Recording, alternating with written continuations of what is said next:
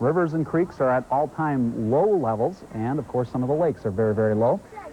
That's the reason right there in front of you. Only less than 1.5 inches of precip since January 1st. That's including snow and rainfall. Look at what we should have had by this time.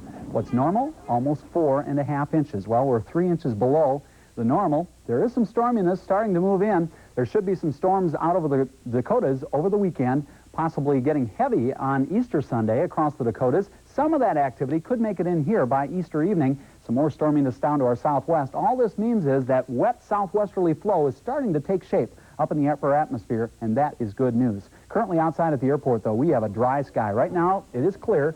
It looks nice, doesn't it? 69 for a temp. Dew point 40, 35% for the dry relative humidity. A southwest wind now at 9. The barometric pressure is rising, 29.68 inches, and we do have crystal clear skies. Comfortable. 84 for today's high, one shy of the record, 85, set back in 1985, only 2 years ago. 44 this morning's mild low, and no rainfall. Of course, it was another dry day. Record high temperatures across Minnesota. Our friends at Duluth and also Eau Claire had 82. That was the record high. 86, they topped us up in St. Cloud. We were warmer than Miami Beach again today. Miami's high was only 79, and we made it up to 85. Remains under emergency fire regulations. The nice weather today brought a community that cares together at the Springbrook Nature Center in Fridley. News 11's Kara King reports tonight the area hard hit by a tornado last July is springing back. This violent act of nature ripped through the northern suburbs of Minneapolis last summer, causing damage to many things, including this, the Springbrook Nature Center. Some 10,000 trees were knocked down by the tornado, and today, Cub Scouts worked alongside teenagers from the Anoka Juvenile Correctional Facility and other community volunteers in an effort to clear the preserve. Workers sawed apart the fallen trees and threw them onto huge piles for burning at a later date when bans are lifted and the danger of fire spreading is minimal. See if we can push it up on top now. Come on. With 1, 2, 3. Though the cleanup is hard work, Smiles gave away that it's a lot of fun, too. And a visit from this feathered friend was a highlight of the day. 20 acres of fallen trees is what remains after today's volunteer effort. It's hoped that complete cleanup will be finished by fall of this year, with total restoration to the Nature Center by spring of 1988. Kara King, News 11, Springbrook Nature Center.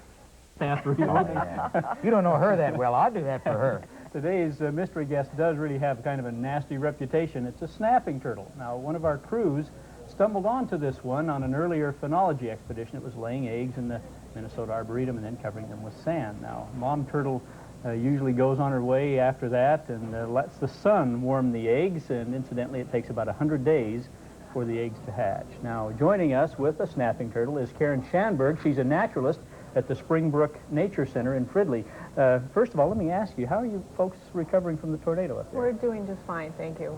We're planting and we're still cleaning up. We're cutting the trees down, and these guys are doing pretty well, too. If you get the big one, can I get the little one? Sure. What do snapping turtles eat? Oh, my. Oh, yeah. Oh, well, they eat frogs, little ducks, anything that dies that goes to the bottom of the pond. And they just sit there at the bottom. They're quite lazy and dangle their tongue out, which looks like a worm, and then a fish comes by and it snatches it. So it's sort of a... Are they really as dangerous as legend has it? I mean, you don't want to get your finger You don't want to get your finger, no, and unless you want it to be removed, and they will hang on for a long time. A lot of fishermen will just cut their line if they happen to catch a snapping turtle. Karen, when we talk about an old snapping turtle, how old are we talking about? Well, some of them can get to be 35 to 40, and the record is about 65 years old. So. And how old is this little fellow? This little fellow is about 15 or 20 years. This was just a couple of years old. That was, yeah, that one was about... One after He does have a long neck, doesn't he? Yeah, I can hold that one, too, if you want. Okay. You can have all the snapping I can have all turtles of you my one. I know, that's my job. You can see this one. How many bites would it have to take? For instance, they say that I could lose a finger. You could lose a finger to a snapping turtle. Well, what they'll do is they'll bite down and they'll hang on, wanting to get that piece. And if you can pry their jaws open before that, then they would, you know, maybe get to the bone or something. I don't want to get too gruesome. Is there anything you could But do they don't keep to biting. have one let go? I would pinch its jaws right here as Right. hard as I could, about what I do when the snakes do bite me occasionally. and when we When feed the them. snakes do bite, You okay. much rather have a snake bite you than a turtle. These guys have really sharp jaws. Now, I heard here that in India they actually use snapping turtles tied to leashes to find people that have drowned. Is that really Well, true? to find dead bodies, because it's actually the decay that they can Are attracted. Well, these are after. carrion eaters, right? Right. And that's They'll eat why. carrion as well as live things that go swimming by. Well, I'm glad you have a hold of that, and not me, and I'm glad it doesn't have a hold of us. It's a fascinating part of the flora and fauna of Minnesota. It really is. And it also, I imagine, is very useful cleaning out the bottoms. It does. It's sort of nature's garbage can at the bottom of the pond.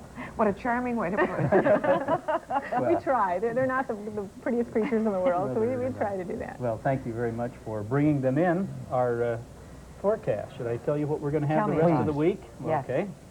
First of all, it's going to be mostly clear tonight with a low of 45. Tomorrow, most